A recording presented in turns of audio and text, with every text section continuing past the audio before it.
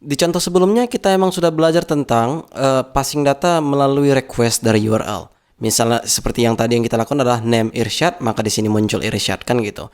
Namun, jika Anda lihat di Persinta, di sini ada yang namanya title. Ya kan, sebenarnya itu adalah title yang ada di sini, namun ketika sudah di URL itu namanya bukan title lagi, tapi itu adalah slug. Nah, mungkin Anda masih penasaran bagaimana sebenarnya membuat slug ini, kan gitu. Karena ini sangat penting. Mungkin Anda bisa melakukan seperti ini, teknik seperti yang kita lakukan di video sebelumnya, misalnya seperti itu. Namun, ketika kita berbicara tentang search engine optimization, itu tidak akan sangat power. Yang power itu ya seperti ini. Kita masukkan slug-nya ke dalam URL. Itulah yang disebut dengan root wildcard. Nah, dalam episode ini kita akan membahas semua itu, ya. Jika Anda lihat di sini, saya memang tidak mempunyai post menu di sini, tapi kita akan membuatnya dan kita akan ketik secara manual di sini. Saya akan buat di sini, misalnya post. This is my post. Ya kan? Jadi nantinya ketika misalnya kita hit URL ini, sampai sekarang jika Anda lihat itu masih 404, ya memang tidak ada. Namun kita akan membuat root ini dan kita akan akses yang ada di sini. Oke? Sekarang kita akan buka yang pertama, itu adalah root. Pada roots web.php, di sini memang Anda lihat masih default seperti yang sebelumnya. Hanya saja di sini saya akan buat root untuk controller atau untuk post controller karena kita akan berbicara tentang post di sini. Root get post, di sini saya akan masukkan the slug.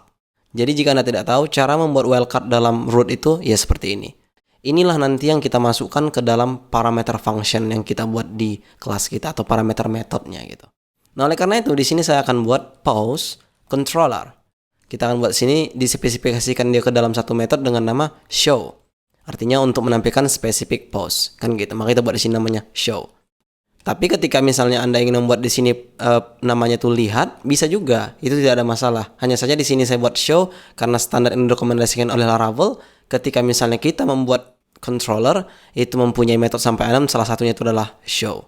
Nah, sekarang tugas kita adalah membuat post controller ini. Karena jika kita refresh sekarang di browser, errornya sudah berbeda. Yang tadinya 404 dan sekarang dia bilang bahwa post controller does not exist. Artinya sekarang kita harus membuat post controller ini through command line ataupun terminal yang ada di Visual Studio Code ketika Anda menggunakan Visual Studio Code. Karena jika Anda menggunakan Salum Text, ini tidak akan ada.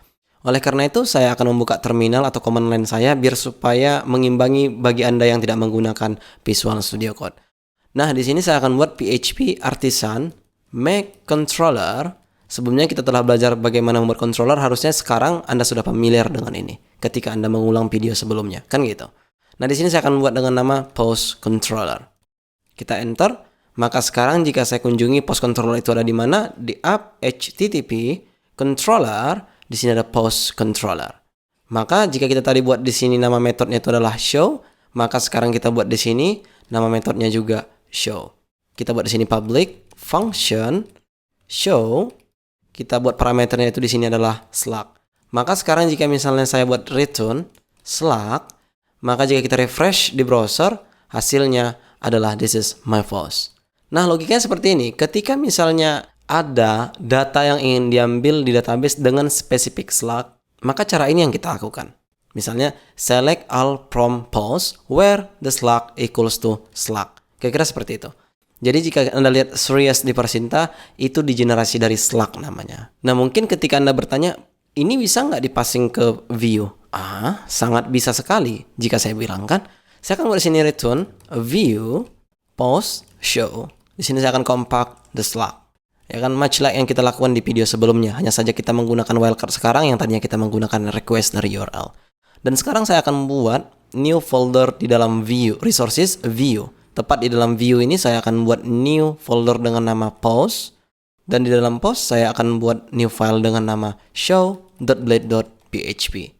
Nah, sekarang bisa saya extend dari home. Jika Anda ada di sini, Anda bisa copy atau Anda bisa langsung ketik di sini misalnya extends layers up. Kenapa saya suruh ketik? Biar supaya Anda terbiasa bahwa yang Anda lakukan ini Anda mengerti gitu. Di sini saya buat section yang pertama itu adalah title. Di sini saya buat misalnya the post dan saya butuh section body. Atau jika kita lihat pada app.php, di sini kita buat content bukan body, maka kita buat di sini content. Nah, di sini kita buat end section dan pastinya kita buat di sini itu slug. Misalnya seperti itu. Nah, sekarang jika kita refresh di browser, di sini jelas ada this is my Slack. Coba kita masukkan dia ke dalam kontainer agar Anda bisa melihat dengan baik ya. Saya akan tap dan ini saya akan tap dan kita refresh dan this is my post. Nah, sekarang pertanyaannya, apakah Slack ini bisa dimasukkan ke title? Bisa. Apapun yang sudah kita passing dari controller itu bisa dilakukan di mana saja yang kita mau. Tapi ya tidak mungkin ya kan Anda membuat Slack di sini. Karena Slack ini kan biasanya memang digenerasi dari post title. Misalnya seperti itu. Jika Anda lihat ada Suryas Prasinta, yaitu mungkin Slack itu digenerasi dari name Suryas atau nama Surinya. Oke, maka tidak make sense ketika Anda membuat di dalam title ini adalah Slack-nya. Yaitu yang Anda buat di sini adalah post title. Karena jika kita menggunakan Slack seperti ini, biasanya data yang kita masukkan ke dalam view ataupun controller itu adalah dinamik yang kita ambil dari database biasanya. Nah, maka jika Anda lihat di sini sudah jelas ada Slack yang baru saja kita buat tadi, walaupun tidak make sense ya tidak apa-apa, namanya untuk contoh.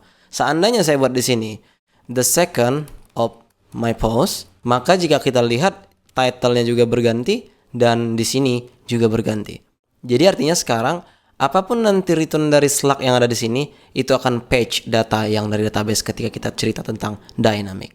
Jika Anda ready, saya akan melihat Anda di video berikutnya bagaimana cara melakukan itu. I see you then.